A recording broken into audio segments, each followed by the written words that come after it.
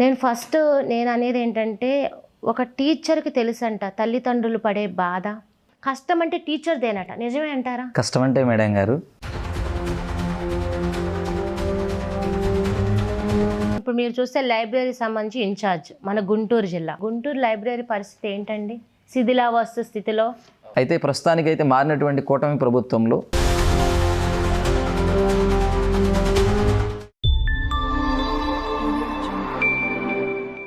ప్రస్తుతం ఈ సమాజం ఎలా ఉందంటే సాంకేతికంగా అంటే మొత్తం ఎలక్ట్రానిక్ వర్క్స్ మీద డిపెండ్ అవుతున్నాడు మనిషి. అసలు పుస్తకం అయితే ఎవరు తెరవట్లేదు, కానీ అది చెయ్యాలన్నా కూడా ఆ పుస్తకం నుంచి వచ్చిన జ్ఞానం కూడా అదే తెలుసుకోవట్లేదు. ఆ ఎలక్ట్రికల్ వాటి మీద మనం చూడడం వలన మన కళ్ళు కూడా చాలా ఇబ్బంది పడితే మన మైండ్ డిస్టర్బ్ అవుతూ ఉంటుంది. కానీ పుస్తకం వలన ఒక మెడిసిన్ అది.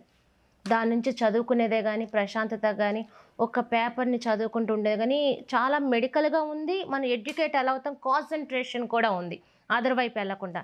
ఈ కోణంలో ఈ సాంకేతిక పరిజ్ఞానం అభివృద్ధి చెందుతున్న దిశలో చూసుకుంటే పుస్తకం అనేది మరుగున పడుతుందా, పడట్లేదా? మరి ఎంతవరకు ఈ పుస్తక జ్ఞానం అంటే చిన్నపిల్లల దగ్గర నుంచి వృద్ధుల వరకు ఎంతవరకు దీన్ని ఉపయోగించుకుంటున్నారు ఆ కోణంలో చూసుకుంటే ఒంటరిగా ఉన్నాము అనే వాళ్ళకైతే ఒక ప్రశ్నగా ఉండొచ్చు. ఎందుకంటే ఒక పుస్తకంతో స్నేహం చేయి, ఒంటరితనం రాదు, ఆ పుస్తకమే నీకు జీవితం అంటే ఏంటో చూపిస్తుందని ఈ కలియుగంలో మనం ఉన్నాము. సో ఈ దిశలో చూసుకుంటే ఏపీసీపీఎస్ సంబంధించి ఎంప్లాయీస్ అసోసియేషన్ మురళీమోహన్ గుర్రం, ఎందుకంటే ఎంతో పట్టుదలతో ఒక సంకల్పంతో ఈరోజు పుస్తకం మీద అందరికీ అందజేయాలి, దీని జ్ఞానం తెలియచేయాలని ఎప్పటి నుంచో ఉపాధ్యాయులుగా పోరాడుతూ ఎన్నో సమస్యలు ఎదుర్కొంటూ ఎంతో విద్యార్థులను ఎంతోమంది తీర్చిదిద్ది ఈ రోజున మన ముందుకు 6R9 న్యూస్కి ఎదురుగా ఇంటర్వ్యూకి మన ముందున్నారు. నమస్తే అండి. నమస్తే మేడం. ఎన్నో ప్రశ్నలు చెప్తూ ఉన్నాను, ఇందులోనే మీకు అర్థమై ఉండొచ్చు. నేను అనేది ఏంటంటే ఒక టీచర్కి తెలుసంట తల్లిదండ్రులు పడే బాధ, విద్యార్థులు వాళ్ళకి ఏ గోల్ అంటే అలా చేయాలి ఏంటంటే టీచర్కి మాత్రమే. అసలు కష్టం అంటే టీచర్దేనట, నిజమే అంటారా? కష్టం అంటే మేడం గారు, ఒక రాయిని లేదా మెటల్ని తీసుకుని దాని అందమైన శిల్పంలా తయారు చేయగలిగేవాడు టీచర్. ఎందుకంటే మా దగ్గర ఉన్నటువంటి వాళ్ళు తల్లిదండ్రులు పాత్ర అనేది ఉంటుంది. వాళ్ళతో పాటుగా విద్యార్థుల్ని ప్రభావితం చేసేటువంటి వాళ్ళలో ముఖ్యమైన పాత్ర వహించేది ఉపాధ్యాయులు ఎవరైతే విద్యార్థుల్ని తయారు చేయాలని మంచి ఉత్తమ పౌరులుగా తయారు చేయాలి అని అంటే వాళ్ళు నాయకులు కావచ్చు, మీలాగా జర్నలిస్టులు కావచ్చు, లేకపోతే లీడర్ కావచ్చు, ఒక కలెక్టర్ కావచ్చు, ఎవరైనా సరే ఉపాధ్యాయుడి దగ్గర నుంచి వెళ్ళవలసిందే. మీ టీచింగ్ ఫీల్డ్లో ఈ ఉపాధ్యాయుని ఫీల్డ్ వామ్మో, ఈ పిల్లలతో ఈ స్టూడెంట్స్ ఒక్కొక్కరు ఒక్కొక్క మైండ్ సెట్, మన వల్ల అయితే కాదు దేవుడు అనుకున్న సందర్భాలు ఉన్నాయా? అలాంటిది ఏమున్నదండి. ఏ వృత్తిలోనైనా ప్రతి దాంట్లో కూడా డిఫికల్టీస్ అనేవి ఉంటాయి. మనం చేసే వృత్తిని మనం ప్రేమించాలి. ఫస్ట్ ప్రేమించాలి, దానిలో ఆనందాన్ని ఎదుర్కోవాలి. ప్రతి వృత్తిలో కూడా సమస్యలు అనేవి ఉంటాయండి. ఆ సమస్యలన్నింటినీ ఓవర్కమ్ చేసుకుంటూ మారినటువంటి టెక్నాలజీకి అనుగుణంగా మనం మారినట్లయితే అలా అనిపించదు, మారలేనప్పుడు అలా అనిపిస్తుందండి. ఓకే, అంటే మీకు ఇష్టమైన వృత్తి కాబట్టి మీకు కష్టమైతే లేదు. సరే, ఒక డౌట్, మీకు ఇప్పుడు స్టూడెంట్స్లో ఇప్పుడున్న ఈ టెక్నాలజీలో మరి పుస్తకంలో ఉంటున్నారా, ఫోన్లో ఉంటున్నారా? ఎక్కువ మంది కూర్చొని ఉంటారు అక్కడ. నో ప్రాబ్లం అండి. ఓపెన్గా చెప్పాలంటే ఎక్కువగా ఫోన్లోనే ఉంటున్నమాట వాస్తవం. కానీ పుస్తకాన్ని మించినటువంటి నేస్తం అనేది లేదు. పుస్తకం అనేది ఫర్ ఎవర్. ఎందుకంటే పుస్తకం అనేది చిరిగిన చొక్కాని తొడుక్కో, మంచి పుస్తకం కొనుక్కొని కందుకూరి వీరేశం గారు చెప్పినట్లుగా. ఎందుకంటే పుస్తకాన్ని చదివినంత ఫీలు సెల్ ఫోన్లో చదివితే వచ్చినటువంటి ఇది మాత్రం ఉండదు. ఎందుకంటే సెల్ ఫోన్లు దానివల్ల ఏమవుతుందంటే చాలా పిల్లలందరికీ కూడా ఈ సమస్యలు అనేవి వస్తున్నాయి. కంటి సమస్యలు వస్తున్నాయి, తర్వాత కమ్యూనికేషన్స్ కానీ మాట్లాడటం సమస్యలు కానీ, పెద్దలతో మాట్లాడే గతంలో ఉన్న పిల్లలకి ఇప్పుడున్న పిల్లలకి అందరికీ కూడా ఈ సెల్ ఫోన్లు వీటికి గ్యాడ్జెట్స్కి అందరికీ యాడ్ అయ్యి ఉండడం కారణం చేత వాళ్ళ పిల్లలందరూ కూడా గతంలో ఉన్నటువంటి హ్యూమన్ రిలేషన్స్, మానవ సంబంధాలు కూడా కొంచెం కొనవరుతూ ఉన్నాయి ఈ జనరేషన్లో ఫోన్ వల్ల. అంటే డ్యామేజ్. మరి ఇంత డ్యామేజ్ ఇప్పుడు మీరు చూస్తే లైబ్రరీ సంబంధించి ఇన్ఛార్జ్ మన గుంటూరు జిల్లా, ఆ కోణంలో కొన్ని ప్రశ్నలు ఉన్నాయి. పూర్తిగా వెళ్లే ముందు కొన్ని ఉంటున్నాయి. మరి గుంటూరు లైబ్రరీ పరిస్థితి ఏంటండి? శిథిలావస్థ స్థితిలో మనం పాత సినిమాల్లో పలానా చోట ఒక భవనం ఉంది, దాన్ని చూడడానికి చరిత్ర అని చెప్పుకోవడానికి అన్నట్టు ఉంది. మరి దాని స్థితి ఏంటి, గతి ఏంటి? అయితే ప్రస్తుతానికైతే మారినటువంటి కూటమి ప్రభుత్వంలో మరి ఇటీవల మరి మా library old library friends association తరపున స్థానిక ఎమ్మెల్యే గారు అయినటువంటి మహమ్మద్ నజీర్ అహ్మద్ గారిని ఇన్వైట్ చేయడం జరిగింది. దాంతోపాటుగా రాష్ట్ర గ్రంథాలయ జిల్లా గ్రంథాలయ సంస్థ చైర్మన్ అయినటువంటి గోనుగుంట్ల కోటేశ్వరరావు గారిని కూడా మేము ఇన్వైట్ చేయడం జరిగింది. వాళ్ళు ఆ రోజు లైబ్రరీకి సంబంధించి చాలా చరిత్ర ఉంది, లైబ్రరీని మరి డిజిటల్ లైబ్రరీగా మారుస్తాము అని చెప్పని మరి అందరి ముందు సార్ తెలియజేయడం అనేది జరిగింది. డిజిటల్ అంటే ఎట్లా? డిజిటల్ అంటే టెక్నాలజీ పరంగా మనకంతా కూడా కంటెంట్లో నెట్ ద్వారా ఆన్లైన్లో పుస్తకాలు చదవకుండా డిజిటల్ దాంట్లో రావడానికి అవకాశం ఉంది. అంటే లైబ్రరీని అలా తీర్చిదిద్దే విధంగా. ఇదే విధంగా రెండవది ఏంటంటే డిజిటల్ అంటే ఒక క్యాటలాగ్ అనేది సిస్టంలో అప్లోడ్ చేస్తారు. అంటే దానిలో ఉన్నటువంటి లైబ్రరీకి సంబంధించిన పుస్తకాలన్నింటినీ కూడా ఎక్కడెక్కడ సంబంధించి, ఇప్పుడు ఉదాహరణకి సివిల్ సర్వీస్కి చదవడానికి, తర్వాత డిఎస్సి చదవడానికి, ఆర్ఆర్బి చదవడానికి, గ్రూప్ 1 చదవడానికి బుక్స్ అన్నీ కూడా ఒక సిస్టమేటిక్గా దాంట్లో పాటుగా ఇప్పుడు ఏం పుస్తకాలు రాస్తారు, బుక్స్లో నోట్ చేసుకుంటారు స్టాక్ రిజిస్టర్లో. అలా కాకుండా డిజిటల్ దాంట్లో వచ్చినప్పుడు ఏమవుతుందంటే మొత్తం ఎన్నో వందల సంవత్సరాల నుంచి ఉన్నటువంటి ఈ లైబ్రరీలో ఉన్నటువంటి ఏ గ్రంథాలన్నింటినీ కూడా డిజిటలైజేషన్ చేయడం అంటే దాన్ని డిజిటలైజేషన్ అంటారు. ఒక డౌట్, ఇప్పుడు సిస్టమ్ అయితే వాళ్ళ చేతికైతే ఇస్తారు వచ్చిన వాళ్ళు, మరి చదువు కాకుండా అదర్ యాక్టివిటీస్ అందులో చేసుకొని మైండ్ డిస్టర్బ్ అయ్యేలాగా ఉంటాయా? ఓన్లీ చదువు వరకు మాత్రమే ఓపెన్ అయ్యేలాగా ఆన్లైన్లో ఉంటాయా? ఓన్లీ చదువు వరకు మాత్రం ఓపెన్ అయ్యే విధంగానే ప్రోగ్రామ్ స్టోర్ చేయడం జరుగుతుంది. మిగతా ఏవి ఉంటుంది? మిగతాయి మాత్రం ఏవి కూడా ఓపెన్ చేయడానికి అవకాశం ఉంది. ఓకే, అదర్ చూసుకోవడానికి కానీ ఎంటర్టైన్ చూసుకోవడం కానీ ఇప్పుడు చూస్తున్నాం కదా, ఇప్పుడు ఇన్స్టాలో ఎంటర్టైన్మెంట్, యాబీ గొడవలు అన్ని రకరకాలుగా ఉన్నాయి. నేను అందుకు ఆ కోణంలో అడుగుతున్నాను, డిస్ట్రాక్ట్ మైండ్ పట్టకుండా. అవునండి, దానిలో ఇంకొక మాట చెప్పాలంటే దానిలో ఏంటంటే ఆన్లైన్లో టెస్టులు ఉంటాయి. ఇప్పుడు అంతా జనరేషన్ మారింది కాబట్టి ఈ జనరేషన్లో ఇప్పుడు ఉదాహరణకి డిఎస్సి టెస్ట్ ఉంది, ఇప్పుడు ఆన్లైన్లో టెస్ట్ ప్రిపేర్ అవ్వడానికి ఇప్పుడు పేద విద్యార్థులు ఉన్నారు. కొంతమందికి మరి చదివేటువంటి కానీ టెక్నాలజీకి సంబంధించి ఇంటి దగ్గరే కానీ పరిస్థితులు అనుకూలించక అలాంటి నిజంగా ప్రతిభ ఉన్న విద్యార్థులు ఎవరైతే వాళ్ళు ఉన్నారో ప్రతిభ ఉన్న వాళ్ళందరినీ ప్రోత్సహించి పేద విద్యార్థుల్ని ఇలా లైబ్రరీ గ్రంథాలయంలో వచ్చినప్పుడు వాళ్ళందరూ ఆన్లైన్లో కానీ వీళ్ళంతా కూడా ఉపయోగించుకోవడం వల్ల వాళ్ళు జీవితంలో ఉన్న స్థానానికి వెళ్ళాలని, వాళ్ళు కూడా జీవితంలో మంచి ఉద్యోగాలు సాధించాలనే ఉద్దేశంతో పెద్దవాళ్ళు గతంలో మరి ఈ గ్రంథాలయాలకు సంబంధించి స్థాపించడం అనేది జరిగింది.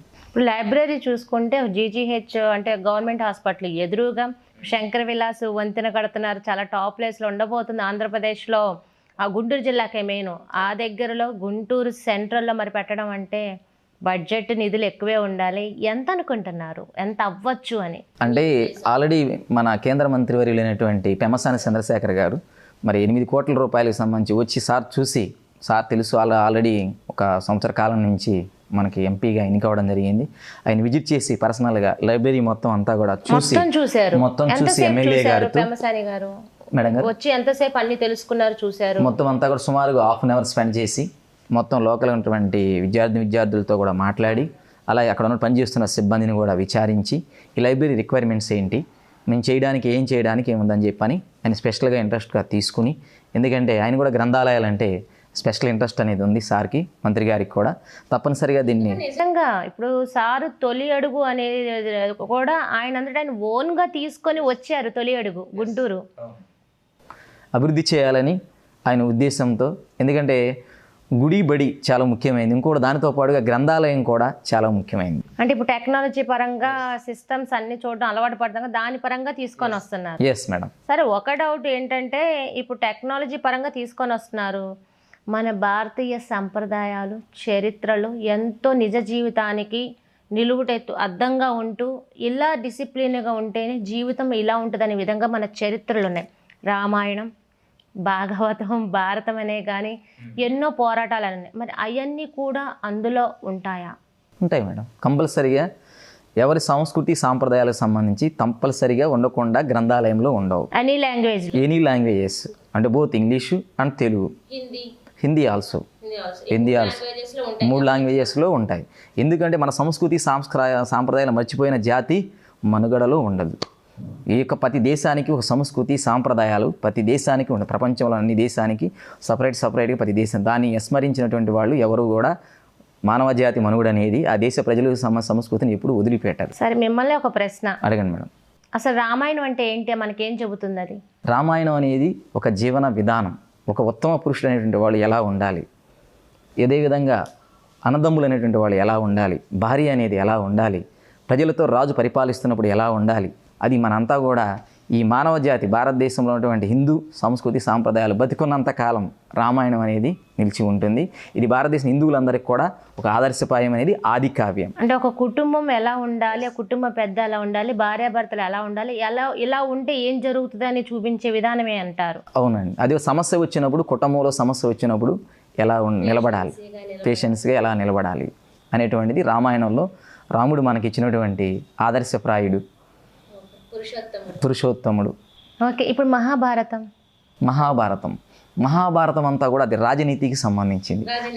అదొక యుగం, అదంతా రాజకీయం. ఆ రాజకీయాన్ని ఇప్పుడు కూడా మీరు గమనించండి, మహాభారతంలో అంటారు. అంటే ఈ యుగాలు ఎన్ని వందల సంవత్సరాలు మారినా ఆ మహాభారతంలో భగవద్గీత, శ్రీకృష్ణుడు చెప్పినటువంటి భగవద్గీత అదే రాజకీయాన్ని ఇప్పటికి కూడా స్టిల్ ప్రజెంట్ ఉన్నటువంటి రాజకీయ నాయకులందరూ కూడా నడుస్తూనే ఉంది.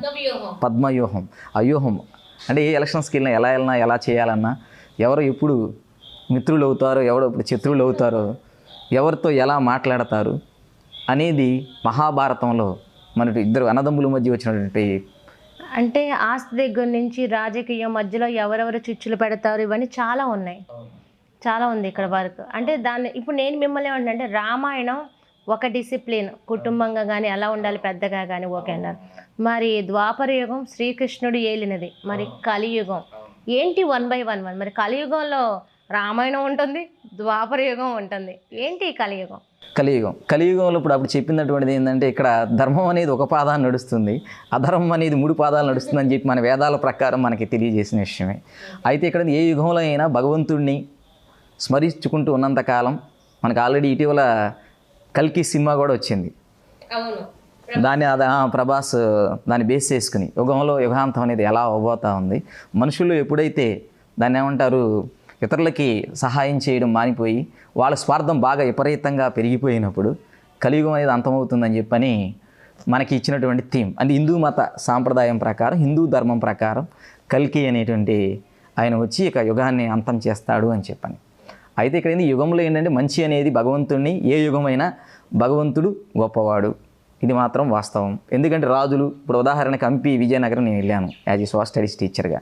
అక్కడ వాళ్ళు బతికున్నప్పుడు, విజయనగర సామ్రాజ్యం ఉన్నప్పుడు పెద్ద పెద్ద ఆహార్యాలు, పెద్ద పెద్ద కోటలు కట్టి ఉన్నాయి, కానీ గుడి అనేది బాగా చిన్నగా ఉండవచ్చు. కానీ ఇప్పుడు అక్కడికి వెళ్తే కనపడేది ఏంటంటే శ్రీకృష్ణదేవరాయలు కట్టినటువంటి కోటలో ఉన్నటువంటి శిథిలమైనటువంటి ఆ కోట శిథిలాలు, అప్పుడు ఉన్నటువంటి ఆయన ఉపయోగించినటువంటి అప్పుడు మరి ఫేమస్ అనేవి. కానీ గుడి మాత్రం ఇప్పటికి కూడా స్టిల్ పూజలు అందుకుంటూనే ఉన్నది అక్కడ.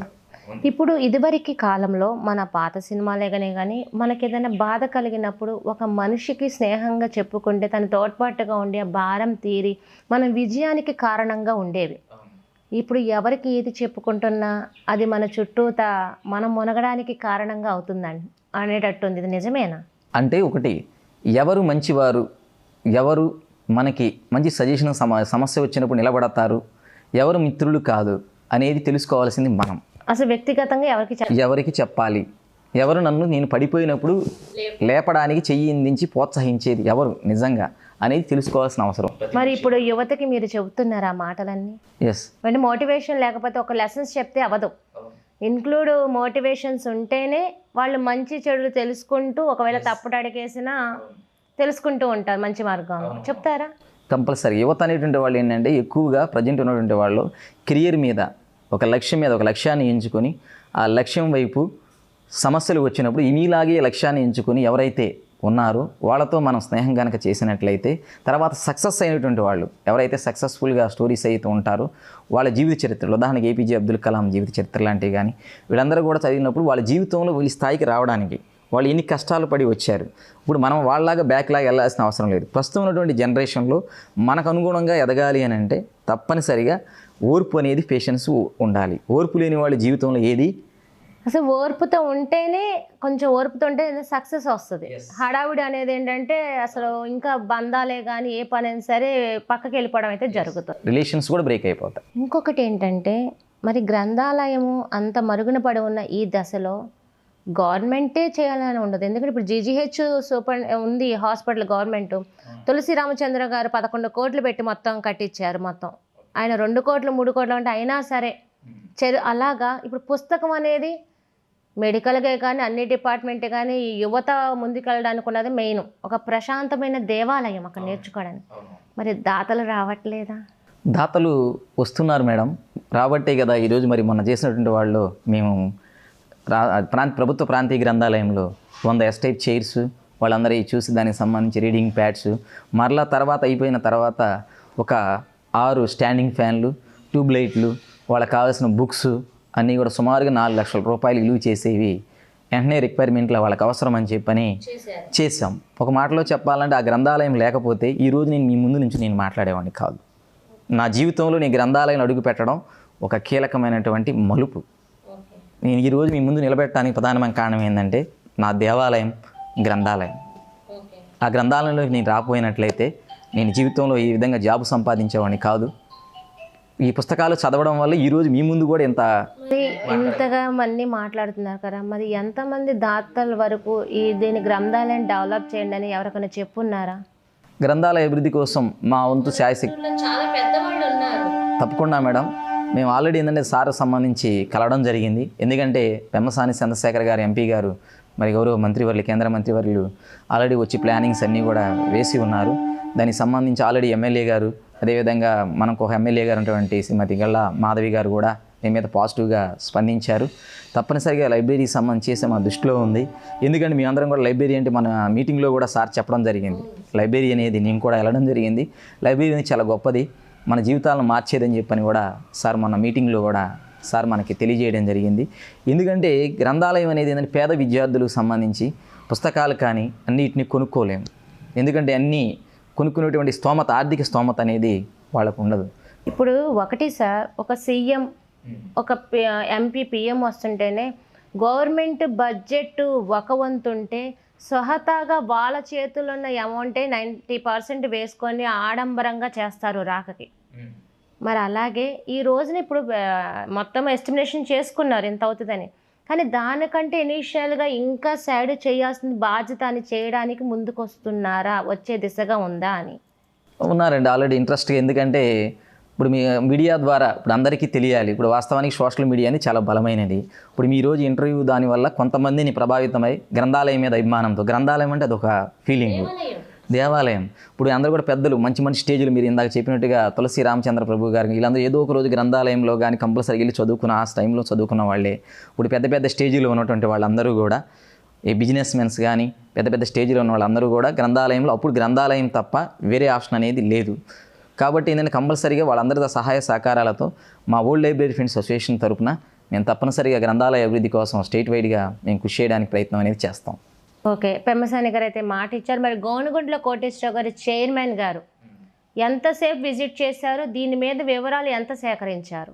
వివరాలు అనేవి ఏంటంటే ఆ వివరాలకు సంబంధించి సార్నే మీరు అడగాలి మేడం. ఎందుకంటే మీ అసోసియేషన్ తరఫున సమస్యల మీద మేము వెళ్తాం, కానీ ఐఎమ్ నాట్, నేను డిపార్ట్మెంట్కి సంబంధించినటువంటి వ్యక్తిని కాదు. మీలాగా స్వచ్ఛంద సంస్థకు సంబంధించి సేవ చేస్తూ వస్తాను. స్వచ్ఛందే కదా, ఇంకా మీకే ఇంకా అడగడానికి మాట్లాడడానికి రైట్స్ ఉంటాయి. అది డిపార్ట్మెంట్ పరంగానే కొంత పరిదే ఉంటుంది.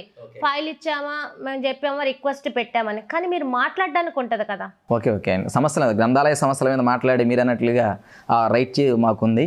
మీరంటే సార్ సంబంధించి మేము తెలియజేసినప్పుడు ఏంటంటే గ్రంథాలయం మీటింగ్ అనేది కండక్ట్ చేయడం జరిగింది. అంటే గ్రంథాలయం సంబంధించి ఇప్పుడు ఉన్నటువంటి వాళ్ళు ఎట్లా ఉన్నారు ఏంటి అనేది, ఆ గ్రంథాలయం సంబంధించి ఇప్పుడు వరకు ప్రాపర్గానే జరుగుతామని రూరల్లో కూడా నేను రూరల్ ఏరియాస్లో ఉంటాను.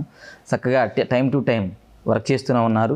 ఈ నోటిఫికేషన్స్ పడినప్పుడు కూడా పుస్తకాలకు సంబంధించి, న్యూస్ పేపర్స్ సంబంధించి అంతా కూడా ఇచ్చేస్తూ ప్రతిరోజు కూడా ఇప్పుడు మంది స్టూడెంట్స్ వస్తూ ఉంటారు ప్రతిరోజు సుమారుగా. అంటే ఒక గ్రంథాలయానికి సంబంధించి ఆ వివరాలంటే సుమారుగా లెక్క కంటే ఒక డెన్సిటీని బట్టి, పాపులేషన్ బట్టి ఒక గ్రంథాలయం ఉందనుకోండి, ఆ ఊరిలో జనాభా 2000 3000 ఉన్నారనుకోండి, అక్కడ సుమారుగా 100 నుంచి 50 మంది దాకా రావచ్చు. అదే బాగా తక్కువ ఉన్నారనుకోండి, 1000 మంది లోపు అట్లా ఉన్నారనుకోండి, ఒక 100 లోపు అట్లా రావడానికి పాపులేషన్ అక్కడ ఉన్నటువంటి ఆ లొకేషన్ బట్టి ఉంటాయి. కేవలం మండల హెడ్ క్వార్టర్లో మాత్రమే గ్రంథాలయం సంబంధించి మాత్రం ఉంటాయి. మండల హెడ్ క్వార్టర్లో ఎక్కడైతే మండల హెడ్ క్వార్టర్ ఉందో అక్కడ మాత్రమే గ్రంథాలయం అనేది పెట్టడం అనేది జరిగిందనమాట. అయితే ఈ గ్రంథాలయం యొక్క ముఖ్య ఉద్దేశం ఏంటంటే, వన్స్ అపాన్ నాకు గుర్తొస్తుంది, నేను మా ఊర్లో ఉన్నటువంటి ఊరిలో గ్రంథాలయం లేదు. ఒక 5 కిలోమీటర్ల నగరం నేను చిన్న సైకిల్ వేసుకుని వచ్చి పేపర్ చదవడానికి వచ్చాను నేను. ఇప్పుడు సెల్ ఫోన్ లేని కాలంలో 23 years బ్యాక్. పేపర్ చూడాలంటే ఇప్పుడు ఏంటి ఆన్లైన్లో అసలు అన్ని అందుబాటులో ఉన్నా ఇప్పుడు చేయలేకపోతున్నారు. అందుబాటులో లేకపోతేనే కష్టపడి బాగా పైకి వస్తారేమో. ఇప్పుడు అందుబాటులో ఉంటేనే బద్ధకం వస్తుంది, చేయలేకపోతున్నారు. ఈజీ తీరు వస్తుంది. అంటే ఇక్కడ విషయం ఏంటంటే దాని విలువ అనేది ఎక్కువ మందికి తెలియటం లేదు. ఇప్పుడు ఎలా ఉంటుందంటే అన్ని ఉచితాలనేవి కూడా కొంచెం ప్రమాదకరమే. కానీ దాన్ని ఆ పిల్లవాడికి ఏంటంటే దాని యొక్క తన యొక్క ఎందుకు వచ్చాము ఏమిటి అనేది ఆర్థిక స్తోమత లేని వాళ్ళు ఉన్నారు చూసారు. మేము లైబ్రరీలో మీరు వచ్చారు, ఆ వచ్చినప్పుడు అక్కడ కూర్చున్న వాళ్ళందరూ కూడా చిన్న బాక్స్ తీసుకుని 8 గంటలకు వస్తారు. వచ్చి మరి వాళ్ళందరూ కూడా సాయంత్రం నైట్ 12 గంటల దాకా ఆ లైబ్రరీలోనే గ్రంథాలయంలో చదువుకుంటారు. వాళ్ళందరూ కూడా బాగా ఎకనామికల్గా బ్యాక్వర్డ్ వాళ్ళ తల్లిదండ్రులందరూ కూడా బాగా పూర్. ఇక్కడ జాబ్ నెసిటీ, అలాంటి వాళ్ళకి హెల్ప్ చేస్తే బాగుంటుంది కదా అని ఉద్దేశంతోనే మేము కూడా అలాంటి స్థితి నుంచి నేను వచ్చాను. కాబట్టి అలాంటి వాళ్ళ కరెక్ట్ ఎవరికైతే అవసరమో మనం చేసే సహాయం విలువ వాళ్ళకి తెలుసు, వాళ్ళకి చేస్తే దాన్ని ఫుల్ఫిల్ అవుతుంది. ప్రస్తుత పరిస్థితి ఎలా ఉందంటే ఒక అందంగా చెప్పచ్చు, ఇప్పుడు మనం జాంకాయ బయట కొనుక్కుంటే అంత రుచి ఉండదు. అదే మన ఇంటి వెనక ఒక చెట్టు ఉండి దాన్ని గురి చూసుకొని ఒక తాడు కర్ర కట్టి చక్కగా తీసుకొని కష్టపడి 1.5-2 గంటలు కష్టపడి ఆ కాయ తింటే ఉన్నంత మధురం కొనుక్కుంటే వస్తుందా? మీరు అన్నట్లు ఇప్పుడు ఎలా ఉందని నేను పిల్లలకి అప్పుడప్పుడు చెబుతూ ఉంటాను టీచర్గా, అమ్మ ఇంట్లో గారెలేసి చక్కగా మంచి చట్నీ ఎన్ని చక్కగా వేస్తే తినమరా, బయటికి వెళ్ళి డబ్బులు ఇచ్చి ఇప్పుడు 2 రోజులు 3 రోజులు ఆ పచ్చడి స్టాక్ పెట్టి బాగా టేస్ట్గా తింటాం, ఇది అంతేరా. అలాగే ఎందుకంటే మన పక్కన ఉన్నటువంటి విలువ అనేది తెలుసుకోవాలి మనం ఎప్పుడైనా కానీ. ఎందుకంటే అలాగే ప్రతి ఒక్కళ్ళు కూడా ఏంటంటే మనం ఏమిటి, మన శక్తి సామర్థ్యాలు ఏమిటి, మనలో ఏముంది, ఫస్ట్ మనం ఎవరు గెలవాలన్నా ఫస్ట్ తెలియాల్సింది ఏంటంటే మన బలం ఏంటి, మనం ఏం చేయగలం, మన గురించి మనం తెలుసుకో. ఎక్కువ మంది ఏం చేస్తే పక్కన వాళ్ళ గురించి తెలుసుకోవడం ఆసక్తి మన గురించి మనం తెలుసుకోవడానికి చూపరు. నాకు మా నాన్నగారు ఒక మాట చెప్పారు ఒకసారి మాట్లాడుతున్నప్పుడు, అటు గుర్తుపెట్టుకో, అమ్మని మోసం చేసాం, తండ్రిని మోసం చేసాం, ఉపాధ్యాయుల్ని మోసం చేసి చదువుని తప్పించుకున్నాం, ఇంట్లో పని డిసిప్లిన్ తప్పించుకున్నాం, ఓకే అంతా బాగానే. కానీ వన్స్ అపాన్ ఎ టైం ఒక రోజున తెలుస్తుంది నన్ను నేను మోసం చేసుకున్నాను అని. అలా నిన్ను నువ్వు మోసం చేసుకోవద్దు. అది ప్రతి స్టూడెంట్ తెలుసుకుంటే ఈ జనరేషన్లో బాగుంటుంది అనేది అది. ఎందుకంటే ఈ 5, 6, 7 సంవత్సరాలు మనం కష్టపడి చదివితే 100 సంవత్సరాల జీవితం బాగుంటుంది. ఇది టీనేజ్లో ఎంజాయ్ చేయాలనుకుంటే 100 సంవత్సరాలు నీతోటి వాళ్ళందరూ మంచి స్థితిలో ఉండి వాళ్ళని చూసి నువ్వు ఏడవలేక చెప్పుకోలేక నీ కుటుంబాన్ని చక్కగా చూసుకోలేక ఏడుస్తూ ఉంటావు. అది సో ఈ రోజు నీ ఆలోచనే మంచి ఆలోచనే, రేపటి నీ భవిష్యత్తు అనేది పిల్లలకు తెలియాలి.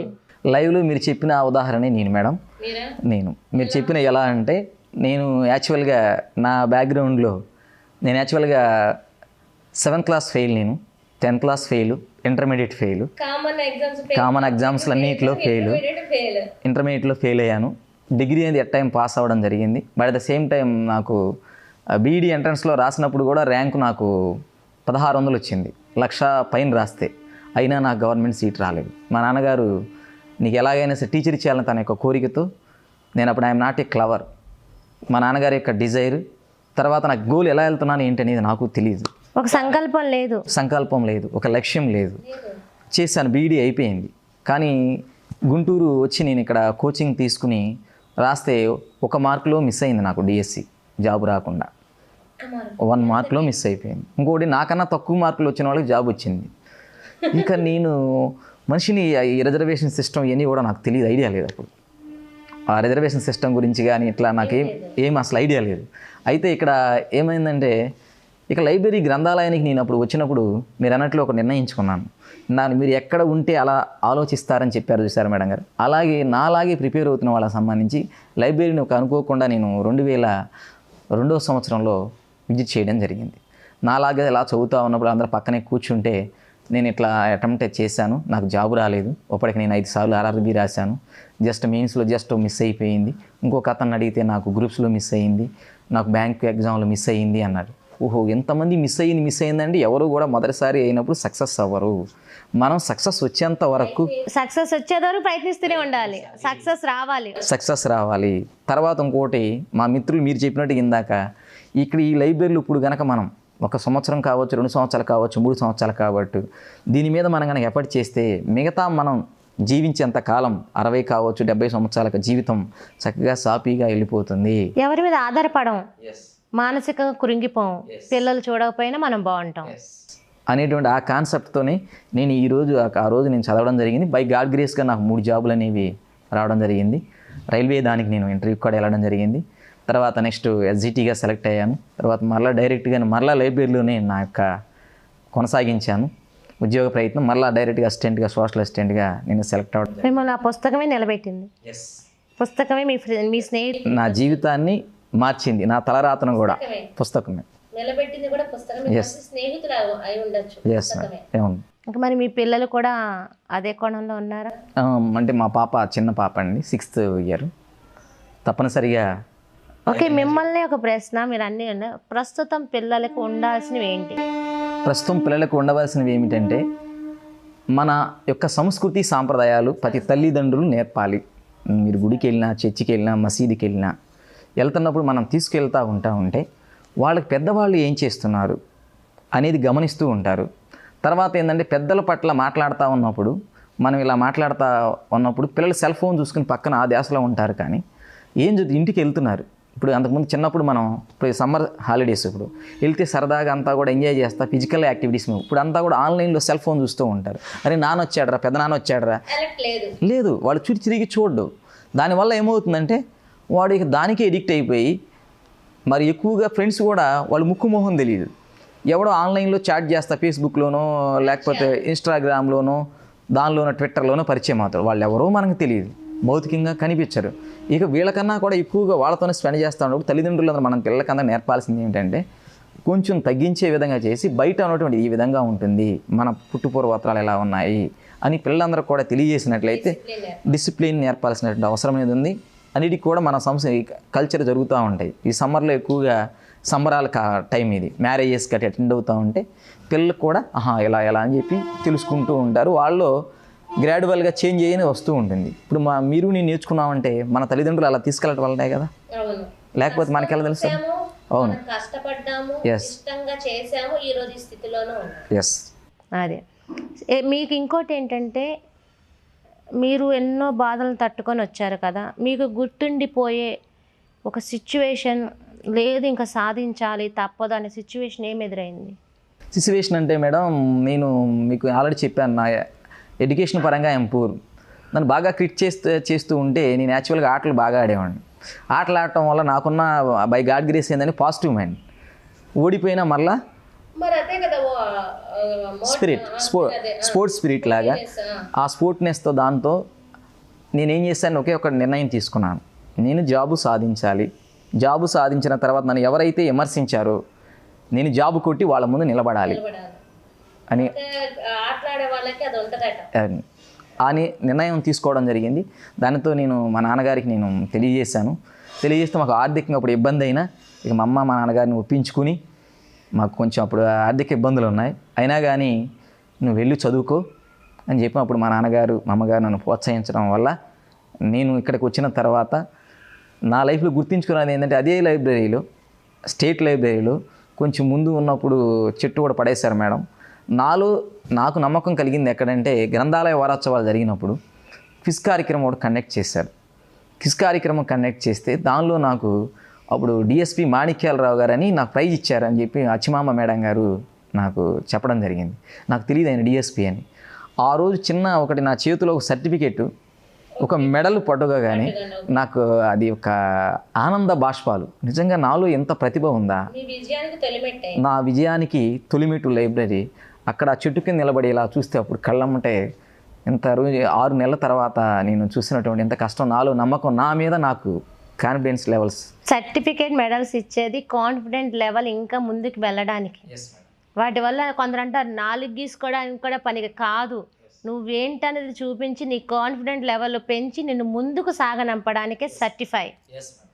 అది గుర్తించట్లా చాలామంది అంటారు ఈజీగా 4 గీసుకోవడానికి కూడా పనికిరాదు. అవును, తప్పండి. అది ఎవరంటే దాని గురించి తెలియని వాళ్ళు, దాన్ని సాధించని వాళ్ళు అలా మాట్లాడతారు మేడం. విలువ తెలిసిన వాళ్ళు ఎప్పుడు కూడా డిస్కరేజ్ చేయకూడదు. మీరు అన్నారు చూడండి ఇందాక, హనుమ జయంతి సందర్భంగా నేను ఉంటున్న ఊర్లో పిల్లలందరికీ కూడా రామాయణం, హనుమ జీవిత చరిత్ర గురించి క్విజ్ కార్యక్రమం నైట్ టైం నేను కండక్ట్ చేశాను. ఓకే, ఎప్పుడు జస్ట్ 2 days బ్యాక్ నేను కండక్ట్ చేసినప్పుడు 8 గంటల దగ్గర నుంచి 10 గంటల వరకు కండక్ట్ చేశాను. అక్కడ ఆ టైంలో బాగా పురుగులన్నీ ఇంట్రెస్ట్గా దాంట్లో ఉన్నాయి. కానీ నేనంతా కూడా వాళ్ళకు అనుగుణంగానే అడిగాను. మీరు అన్నారు చూసారా, సెల్ ఫోన్లు అడగడం, ఒక పాట పెట్టడం, దీనికి సుందరకాండ. దీనిలో ఏం చేశారు? హనుమంతుడు వెళ్ళడానికి ఎన్ని ఆటంకాలు దాటి లంకకి వెళ్ళాడు అనగానే కేవలం 6 సంవత్సరాల పిల్లవాడు 10 గంటలకు నిద్రపోకుండా లేచి మిగతా వాళ్ళందరూ పెద్ద పిల్లలు చెప్పలేకపోయారు. 5 ఆటంకాలు దాటి వెళ్ళాడని చెప్పాడు. 6 సంవత్సరాల 6 సంవత్సరాల పిల్లవాడు. అంటే వాడికి ఇంట్రెస్ట్ ఏంటంటే ఈ ఏజ్లో వాడు గెలుస్తాడా వాడతాడా అనేది సమస్య అనేది కాదు. ఇన్ని దాటుకొని వెళ్ళాడు, అవాంతరాలు దాటుకొని విజయం సాధించాడు సుందరాకాండ. అది నేను స్టార్టింగ్లో చెప్పాను. దాన్ని గంట తర్వాత మిగతా వాళ్ళందరూ మర్చిపోయారు. ఆ పిల్లవాడు చెప్పాడు, చిన్న పిల్లవాడు చెప్పాడు. కాన్సన్ట్రేషన్గా మీరు అన్నారు చూడండి, మనం చేసేది చిన్న మెడలే కావచ్చు.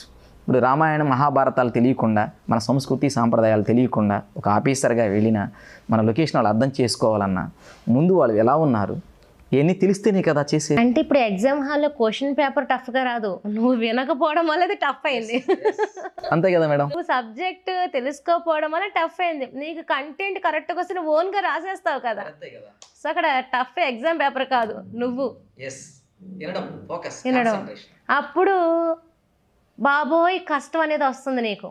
అది ఇష్టంగా వినుంటే ఈరోజు అది కష్టంగా అనిపించేది కదా, సక్సెస్ ఉండేది. ఎస్ అంతే కదండి. అప్పుడు పిల్లవాడికి ఉన్నాం. ఉపాధ్యాయుడు అంటే మాలాంటి వాళ్ళని వాళ్ళ జీవితాలను ఉన్న స్థానం తీసుకెళ్ళి మోటివేషన్ చేసేవాళ్ళం. మీ ప్రేరణ కలిగించడం, మీరు సమాజాన్ని ప్రేరణ కలిగించి దాతలను ముందుకు తీసుకెళ్ళిన సదుద్దేశంతో ఇలా మన లైబ్రరీని అభివృద్ధి చేయాలని, గ్రంథాలను అభివృద్ధి చేయాలనే ఉద్దేశంతో ఈ మంచి కార్యక్రమం మీరు నిర్వహిస్తున్నారు. మేమేమో 10 మందికి ఉపయోగపడాలని, జీవితంలో అప్పుడు ఉపయోగపడినప్పుడు పలానప్పుడు ఇలా చేశారు అని చెప్పి పలానా ఛానల్ ద్వారా ఇలా వచ్చామని చెబుతే అదే సంతోషంగా ఉంటుంది. అలాగే నా దగ్గర కూడా చాలామంది చదువుకున్న విద్యార్థులు కానీ మీరు క్విజ్ ప్రోగ్రామ్ అరేంజ్ చేసి అసలు ఒక్క మీడియాను కూడా ఇంత మంచి ప్రోగ్రాము అంటే మన సంప్రదాయాల మీద చేసి పిలవకుండా ఉంటుంది, ఇలాంటివి కదా ఎక్స్పోజ్ అవ్వాల్సింది. ఆల్రెడీ అయినాయి మేడం. అది బాపట్ల జిల్లా మేడం. ఇలా బాపట్ల జిల్లా ఆల్రెడీ ఛానల్స్లో వచ్చాయి. మీరు పిలవండి, ఇలాంటివి చేసినప్పుడు వస్తాం మీడియా వాళ్ళు. ఓకే తప్పనిసరిగా మేడం గారు. ఆల్రెడీ ఛానల్స్ వచ్చాయి, ప్రెస్ మీడియాలో, ప్రింట్ మీడియాలో వచ్చింది, ఎలక్ట్రానిక్ మీడియాలో వచ్చింది. మంచి కార్యక్రమం. ఎందుకంటే అది భగవంతుడు యొక్క, ఎందుకంటే నేను భగవంతుడిని నమ్ముతాను. ఆ కార్యక్రమం జరుగుతూ ఉన్నప్పుడు భగవంతుడే మన రూపంలో వచ్చి కొన్ని పనులు, మంచి పనులు చేపిస్తూ ఉంటాడు. అది ఎందుకంటే భగవంతుడు నమ్మినప్పుడు మనకు మనశ్శాంతి ఉంటుంది. నేను అనే దాని నుంచి మనం అనే భావన అనేది రావడం అనేది జరుగుతుంది. అహం అనేది తగ్గినప్పుడు, అహం లేనప్పుడు మనిషి, నేను అనేది స్వార్థం, మనం అనేది బలం, అది ఉండాలి ఎవరికైనా. ఆరాటం ముందు వైకల్యం ఎంత, అంతే. సంకల్పం ముందు వైకల్యం అంతా. ఇవన్నీ ఒకటి పాట ఉంది కూడా, అది చంద్రబోస్ గారిది. అలా ఇప్పుడు పిల్లలు ఇలా ఉంటే బాగుండు ఒక సంకల్పంగా. సార్ ఏపీసీపీఎస్ అంటే ఏంటి? Andhra Pradesh contributory pension scheme employees association అంటే ఏంటి, ఇందులో మీ ప్రత్యేకత ఏంటి? నేను 2004 సెప్టెంబర్ 1 తర్వాత మన ఉమ్మడి ఆంధ్రప్రదేశ్లో ఎవరైతే ఉద్యోగంలో చేరి ఉన్నారో వాళ్ళందరూ కూడా ప్రభుత్వం ఏం చేసిందంటే ప్రపంచ బ్యాంక్ విధానాల ద్వారా పెన్షన్ అనేది తీసివేసింది. అందుకని చెప్పి తిరిగి పునరుద్ధరించాలి, పాత పెన్షన్ పునరుద్ధరించాలనే ఉద్దేశంతో ఈ సంఘంలో నేను 2015వ సంవత్సరం నుంచి నేను పనిచేస్తూ ఉండడం అనేది జరిగింది. దానిలో మేము కొంత సక్సెస్ అవ్వడం కూడా జరిగింది. స్టేట్ ఫైనాన్స్ సెక్రటరీ అని ఉంది, ఏపీఎస్ఎస్టీఎఫ్ స్టేట్ జనరల్ సెక్రటరీ ఉంది. ఏంటి ఇవన్నీ కూడా నేను ఆంధ్రప్రదేశ్ అంటే ఉమ్మడి గుంటూరు జిల్లాకు 3 సార్లు అధ్యక్షుడిగా చేశాను, ఒకసారి జనరల్ సెక్రటరీగా చేశాను, తర్వాత స్టేట్ ఫైనాన్స్ సెక్రటరీగా చేశాను. ఆ ఏపీఎస్ఎస్టీఎఫ్ అనేది సోషల్ స్టడీస్ ఫోరం, అది రాష్ట్రంలో సాంఘిక శాస్త్ర ఉపాధ్యాయులందరినీ ఒక గొడుగు మీదకి తీసుకొచ్చి మరి అక్కడ చివరి ఉన్నటువంటి శ్రీకాకుళం నుంచి అనంతపురం దాకా ఉన్నటువంటి అందరినీ కూడా సాంఘిక శాస్త్ర ఉపాధ్యాయులందరినీ ఏకం చేసి ఫోరం ఆధ్వర్యంలో మరి మాకందరికి కూడా డేస్ ఉంటాయి. సోషల్ స్టడీస్ డే అనేది లేదు, సైన్స్ డే ఉంటుంది, మ్యాథ్స్ డే ఉంటుంది, హిందీ డే ఉంటుంది, తెలుగు డే ఉంటుంది. ఎప్పుడైనా సోషల్ డే అన్నారా మీరు? ఏం లేదు. కానీ మేము సోషల్ డేని నవంబర్ 20 సోషల్ స్టడీస్ డే అంటే ఆ రోజు సోషల్ స్టడీస్ రాజ్యాంగం ఉంది, రాజ్యాంగ దినోత్సవం అమలవుతుంది కాబట్టి ఆ రోజునే సోషల్ స్టడీస్ డేగా ఏర్పాటు చేయాలని ఫామ్ చేసి దాన్ని అకాడమిక్ క్యాలెండర్లో కూడా స్టేట్ వైడ్గా మేము అందరం కూడా చేసి అవేర్నెస్లో కూడా మన రాష్ట్ర విద్యాశాఖ మంత్రి గారు గౌరవనీయులైనటువంటి నారా లోకేష్ గారు కూడా మరి 175 అసెంబ్లీ నియోజకవర్గం, ఒక్కొక్క నియోజకవర్గం నుంచి ఒక పిల్లవాడిని తీసుకొచ్చి అసెంబ్లీలో మాక్ అసెంబ్లీ కండక్ట్ చేయాలనుకుంటున్నారు. దానికి కూడా మేము అందరం ఆ ఫోరం తరఫున స్టేట్ వైడ్గా దాన్ని సక్సెస్ చేయడానికి యాజ్ సోషల్ స్టడీస్ టీచర్గా leaders are born here, social studies రాని వారు నాయకుడు కాలేడు. పరిపాలన చేయాలంటే ఒక సోషల్ స్టడీస్ మోస్ట్ ఇంపార్టెంట్. అది వస్తేనే రాజకీయం వస్తుంది. అంతే కదా, నీకు రాజ్యాంగం తెలియకుండా నువ్వు ఎలా పరిపాలిస్తావు? రాజ్యాంగం, చరిత్ర, బడ్జెట్, మళ్ళీ ఏ మరి స్థలాలు, ఎకనామిక్స్, ఎక్కడెక్కడ ప్లేసెస్ మరి అంతే ఉన్నాయో కదా, మొత్తం ఉండే సోషల్ స్టడీసే. అంతే కదా, అది ఉన్న వాళ్ళకి రాజకీయం తెలుస్తుంది, అదే ఎస్, బిజినెస్ కూడా తెలుస్తుంది, రెండు. ఓకే, మంచి మాట. ఈ రోజున చాలా గొప్ప విషయం. థ్యాంక్ యూ మేడం గారు. ఏంటంటే ఇప్పుడు నారా లోకేష్ గారి సపోర్ట్ కూడా మీరు ఉంది, ఒకరికొక అంటే సార్తో కోఆర్డినేట్ చేసుకొని సార్తో మాట్లాడి వెళ్ళాలనుకుంటున్నాను. అవునవును మేడం గారు. ఓకే, మీ ఎయిమ్ ఏంటి అసలు? మా ఎయిమ్ అంటే ఏంటంటే రాష్ట్రంలో ఉన్నటువంటి సోషల్ స్టడీస్ ఫోరం తరపున అయితే విద్యార్థుల్లో సాంఘిక శాస్త్రం యొక్క విలువను పెంచాలని, సాంఘిక శాస్త్రం యొక్క ఔన్నత్యాన్ని పెంచడానికి, ఉదాహరణకి ఏంటంటే ఐఏఎస్ చదవాలన్నా, ఐపీఎస్ అవ్వాలన్నా, గ్రూప్ 1 అవ్వాలన్నా, గ్రూప్ 2 రావాలన్నా కంపల్సరీగా సోషల్ స్టడీస్ చదవాలి. Social studies, without social studies you can't select. Group 1 అంటే ఐఏఎస్ అవన్నీ సోషల్ స్టడీస్ లింకే. Yes, current affairs, general knowledge, ఇవన్నీ సోషల్ స్టడీస్కి ఎక్కువగా మోస్ట్లీ లింకప్ అయి ఉంటాయి. సోషల్ స్టడీస్ అంటే ఇది. ఎస్, గవర్నమెంట్ జాబ్ కానీ, ఐఏఎస్ అవ్వాలని కానీ, కరెంట్ అఫైర్స్ కానీ, రాజకీయంగా, బిజినెస్గా, మొత్తం ఎకనామిక్ అన్నీ ఇదే ఉంది. అంతే. కొత్త విషయం తెలిసింది మీ వల్ల, నేను నేను అయ్యాను. ఎస్, ఇది వాస్తవం కదా. ఖచ్చితంగా అండి, wish you all the best. ఇప్పుడు చూశారు కదండి, మన స్టేట్ లైబ్రరీ గవర్నమెంట్ హాస్పిటల్ ఎదురుగా ఉంది. చాలా, ఎందుకంటే నేను లాస్ట్ టైం చూశాను, కొంచెం స్థితిలో కూడా కనిపిస్తున్నట్టుంది. దాతలు కూడా ఒక మహిళ ఏంటంటే మనస్ఫూర్తిగా చూడలేక చేసిన విధానం కూడా మీకు ఆల్రెడీ నేను తర్వాత చూపిస్తాం కూడా. అయితే దాతలు ఎంతోమంది ఎన్నో కోట్లు ఖర్చు పెడుతూ స్పాన్సర్ చేస్తూ ఉంటారు. కానీ వేల మంది, లక్షల మంది స్టూడెంట్స్ భవిష్యత్తు 100 సంవత్సరాల జీవితం బాగుండాలంటే పుస్తకం అనేది ఎప్పుడు చదువుకుంటారో, ఎడ్యుకేట్ అవుతారో, లైఫ్ బాగుంటుంది. అలాంటి దేవాలయాన్ని ఎంతోమంది దాతలు ఉంటారు. వాళ్ళు మీ వంతుగా చేతి సహాయం ఇవ్వకుండా వస్తు రూపాన దగ్గరుండి చేసి అందించి ఎంతోమంది విద్యార్థుల భావితరాల భవిష్యత్తుకి మార్గదర్శకంగా ఈ స్టేట్ లైబ్రరీని తీర్చిదిద్దే దిశగా కూటమి ప్రభుత్వమే కాదు ప్రతి ఒక్కరి బాధ్యతగా వెళ్తారని కోరుకుంటూ మరొక ఇంటర్వ్యూలో మీ శ్రావణి మిమ్మల్ని మళ్ళీ కలుస్తుంది. అంతవరకు సెలవు, నమస్కారం. ఓకే.